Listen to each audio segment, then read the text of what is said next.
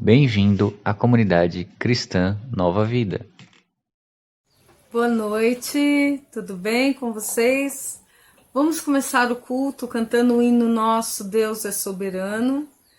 Essa música nos fala que Ele é soberano sobre todas as coisas, Ele criou tudo, Ele formou tudo, Ele tem o domínio de todas as coisas. Então, em meio a tantas coisas que nós estamos passando hoje, Deus é soberano. Vamos cantar?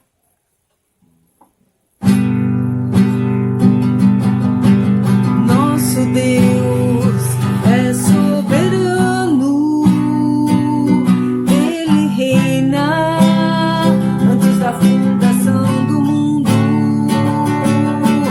Nosso Deus é soberano, Ele reina antes da fundação do mundo. A terra se forma e vazia, e o Espírito do nosso Deus se movia sobre a face das águas. Foi Ele quem criou os céus dos céus e fez separação das águas da terra seca. Foi Ele quem criou os luminares e criou a natureza e formou o homem. Glória a Deus por suas maravilhas, pela sua grandeza. Glória a Deus por suas maravilhas, pela sua grandeza. Glória a Deus. Nosso Deus é soberano, Ele reina antes da fundação do mundo.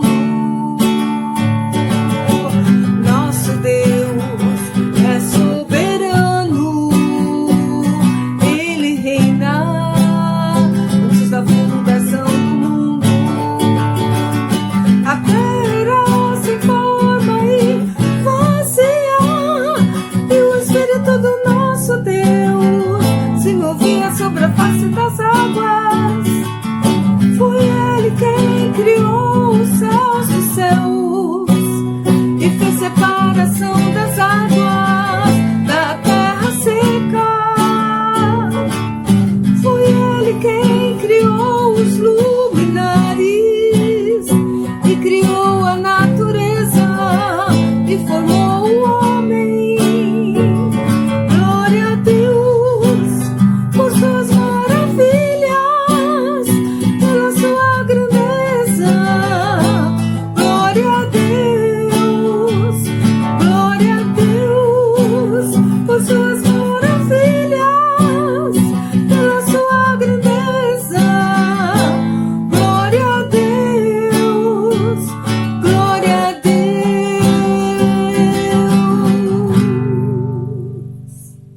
Amém, glória a Deus, né? Deus está no controle de todas as coisas. Ele é o controle de todas as coisas. Vamos orar? Obrigada, Deus, porque o Senhor tem o domínio de todas as coisas. Tudo está em tuas mãos, tudo está debaixo do teu poder. Obrigada por sabermos disso, porque o Senhor é grande e maravilhoso, ainda que as coisas não aconteçam da forma que nós queremos. Obrigada por saber que o Senhor está cuidando de tudo. Em nome de Jesus, abençoa-nos ao ouvirmos a Tua palavra, que possa penetrar o nosso coração e possa transformar a nossa vida.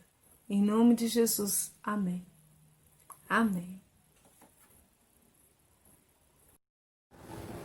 Vamos cantar então o hino Renova-me. Essa música é uma oração que nós possamos cantar, né? Essa música em forma de oração. Senhor, renova-me, renova minhas forças, renova minha fé, renova o meu dia a dia, renova o meu coração. Vamos cantar?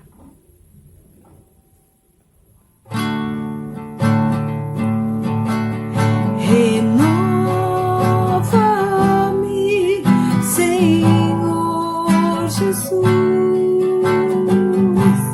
Já não quero ser igual. Renova-me, Senhor Jesus. Põe em mim teu coração, porque tudo que há dentro de mim necessita ser mudado, Senhor, porque tudo que há dentro do meu coração necessita mais de ti. Renova-me, Senhor Jesus. Já não quero ser igual. Renova-me, Senhor Jesus. Põe em mim teu coração, porque tudo que há dentro de mim necessita ser mudado, Senhor, porque tudo que há dentro do meu coração necessita mais de ti. Necessita mais de ti. Amém. Que nós possamos sempre lembrar que nós precisamos do Senhor cada momento da nossa vida, e é por isso essa oração: renova-me.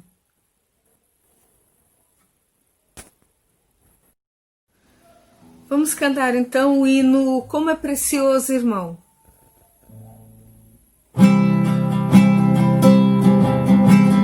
Como é precioso, irmão, estar bem junto a ti e juntos lado a lado andarmos com Jesus e expressarmos o amor que um dia Ele nos deu pelo sangue no Calvário. Sua vida trouxe a nós a aliança no Senhor. Eu tenho com você, não existem mais barreiras em meu ser.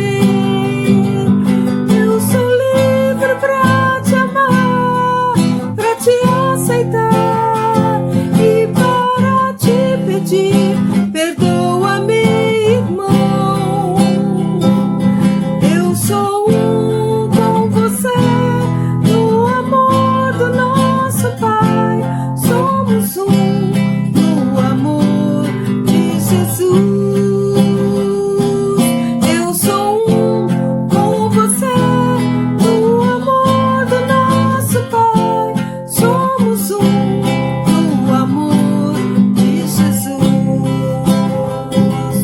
Somos um no amor de Jesus.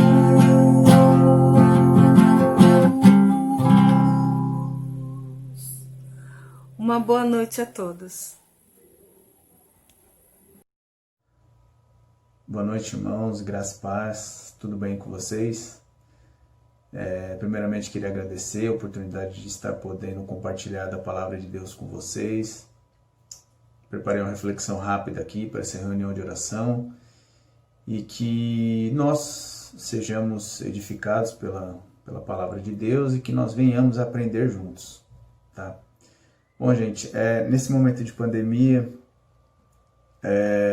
a gente acaba ouvindo, isso não só no nosso meio, né? Eu converso com outras pessoas também, de outras denominações, a gente acaba ouvindo de pessoas reclamações de frequência em cultos, ou até mesmo cultos vazios, reunião de oração, mesmo que seja online, com poucas pessoas, né? As pessoas falam que está tendo pouco participante, ou que tem pouca gente no culto, por que fulano não vem, ciclano não vem, né? É muito fácil a gente reclamar, a gente se entristecer, e o que nós fazemos para que essa situação mude, né? Bom, primeiramente queria dizer que nós devemos ter zelo pelos irmãos, né? Durante esse período de pandemia, né? Infelizmente, a vida espiritual de alguns foi afetada, financeira, o medo de algumas pessoas também aumentou, o medo de sair na rua, ou de ir no portão, ou ir no mercado, né? Nós devemos ter esse zelo por essas pessoas, tá? E o que a gente pode fazer e aprender com base na palavra de Deus? Bom, eu vou dar um resumo rápido aqui, tá? Bom, Pedro, na primeira carta dele, e na segunda também, né, porque as duas cartas são destinadas às mesmas pessoas, ele exorta aos chamados crentes dispersos, né? Eles estão peregrinos e forasteiros na região da Ásia Menor. A Ásia Menor ela é composta por 5 cidades, né? Ponto, Galácia, Capadócia, a Ásia e a Bitínia. Essas regiões são circunvizinhas, vamos supor assim que são bairros muito próximos aqui de Diadema, vamos supor, né? O Parque Real, a Vila Conceição, a Serraria, o Centro e etc, né? Bom, essa região da Ásia, ela está sob regime romano na época, né? E era comandado por Nero. Para quem não sabe, Nero foi um líder assim romano perigosíssimo, alguns chamam até de louco, né? E isso aí aconteceu mais ou menos entre 60 e 63 depois de Cristo, ou seja, 27, 30 anos aí depois de Cristo, né? E Pedro, quando ele escreve essa carta, essa primeira carta, entre 1 a 4 anos antes da sua própria morte, encomendada pelo próprio Nero, né? E na primeira carta dele, Pedro ele deixou assim várias exortações para que esses irmãos, né, que estavam sofrendo algumas sanções do governo, né? Por isso que eles eram até peregrinos e forasteiros e dispersos, porque eles tinham que estar escondidos, né? Ou fazer até as suas reuniões aí de forma oculta, né? Sem que ninguém soubesse, né? Porque o governo ele estava avançando realmente assim contra o cristianismo, estava sendo muito intolerante, né?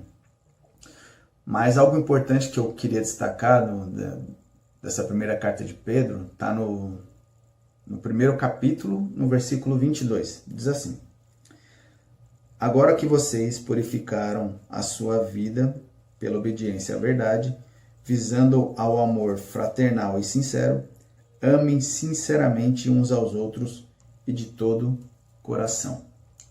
Bom, Pedro, a gente sabe que ele aprendeu a importância de amar o próximo com Jesus, né? Jesus citou várias vezes a mesma coisa e principalmente quando Jesus, a primeira vez que ele citou foi quando ele foi lavar os pés dos discípulos, né?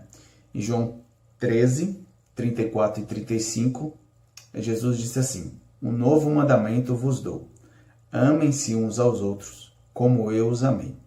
Vocês devem amar-se uns aos outros. Com isso, todos saberão que vocês são meus discípulos, se vocês se amarem uns aos outros. Mais para frente, no versículo 2 capítulos seguintes, Jesus ele faz em 2 versículos a mesma advertência quanto a isso, né? Em João 15, 12 e o 17, né, enquanto ele continuava o discurso dele para os discípulos, ele disse assim: este é o meu mandamento, amem-se uns aos outros. Paulo, pouco tempo depois que Jesus ele ressuscitou, né? Embora Paulo não estava ali, como a gente sabe, ele não estava ali enquanto Jesus lavava os pés dos discípulos, ele discursou e fez o mesmo discurso, né? Para os Tessalonicenses, em 1 Tessalonicenses 4:9, quanto ao amor fraternal, não precisamos escrever-lhes, pois vocês mesmos já foram ensinados por Deus a se amarem uns aos outros. Romanos 12, também, ele faz a mesma admoestação várias vezes, mas vou destacar aqui o verso 10. Dediquem-se uns aos outros com amor fraternal. Prefiram dar honra aos outros mais do que a si próprio. João também estava com Jesus na cerimônia em que ele teve o pé lavado, né? Ele fala a mesma coisa em 1 João, capítulo 3, versículo 23. Este é o seu mandamento, que creiamos no nome de seu Filho Jesus Cristo e que nos amemos uns aos outros, como ele nos ordenou. E se a gente voltar um pouco ali, em 1 João 3, no verso 18, João pede para que nós não amemos de palavra ou língua, mas por obra e verdade. Bom, são tantos versículos iguais, né, mas sempre com o mesmo significado, né, que nós devemos amar uns aos outros, tá? Bom, a minha pergunta o que a gente deve pensar daquele irmão ou irmã que ainda não pisou na nossa igreja desde a volta dos cultos presenciais? Qual conclusão nós devemos tirar? Que ele está desviado, está com medo do vírus, está indo para outra igreja? Bom, tem gente que acha que esse trabalho e preocupação é simplesmente do pastor, ou do vice-presidente, ou do membro mais antigo, ou daquelas irmãs de oração, ou dos próprios irmãos de oração, né? Mas isso não é tarefa para essas pessoas, especificamente para essas pessoas. Essa é uma tarefa do cristão, é uma tarefa para todos nós. E mesmo que você ou eu ache, né, que alguém não gosta de você ou de mim, por você ou eu ser baixo ou ser alto, ser rico ou ser pobre, ser gordo ou ser magro, nós devemos amar a todos, suportar a todos e perdoar uns aos outros. Isso Paulo escreveu aos Colossenses, no capítulo 3, no versículo 13. E isso, gente, é sem exceção. É sem exceção, mesmo que exista até uma pessoa no nosso meio que algum dia ela te magoou ou me magoou, né? Ou que você não goste dela por algum motivo, ou que eu não goste de uma pessoa por algum motivo. É errado nós pensarmos assim e agirmos dessa forma, né? E que nós também devemos tomar cuidado com a nossa língua, com o que a gente pensa, ou com o que a gente fala de outro irmão ausente no culto, né? A pandemia, ela infelizmente, todo mundo sabe, ela trouxe muitos males para vários irmãos, infelizmente. Esse versículo de Pedro, 1 Pedro 22, no capítulo 1, ele mostra que nós não somos inimigos. Nós não somos rivais, né? Nós somos irmãos e membros do mesmo corpo. Em Romanos 12, 5, diz: assim nós, que somos muitos, somos um só corpo em Cristo, mas individualmente somos membros uns dos outros. Bom, Douglas, se tem uma coisa que eu preciso aprender, é parar de perguntar para um cônjuge ou para um filho sobre determinada pessoa, né? Eu vou lá e pergunto para uma esposa sobre o marido dela. Ou pergunto para um marido sobre a esposa dele, ou para um filho pelos pais. Ah, sua esposa não está aqui na igreja, o que aconteceu? Seu marido não está aqui na igreja, o que aconteceu?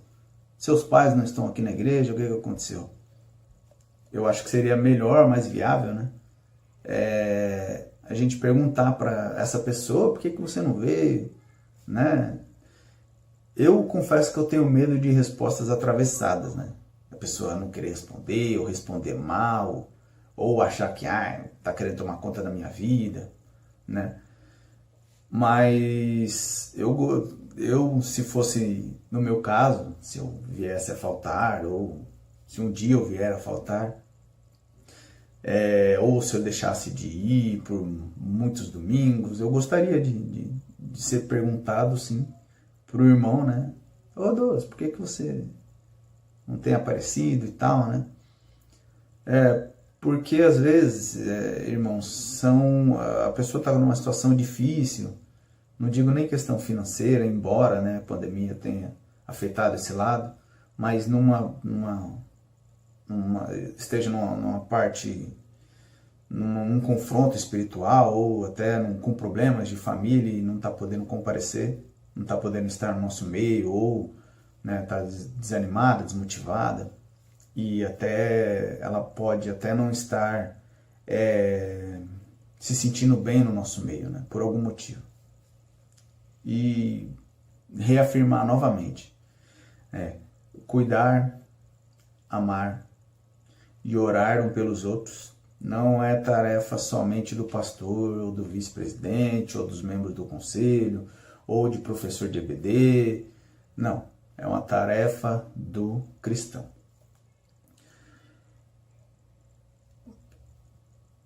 Hoje, com a tecnologia, ficou muito fácil, né? A gente pode ligar para uma pessoa, fazer uma chamada de vídeo, né?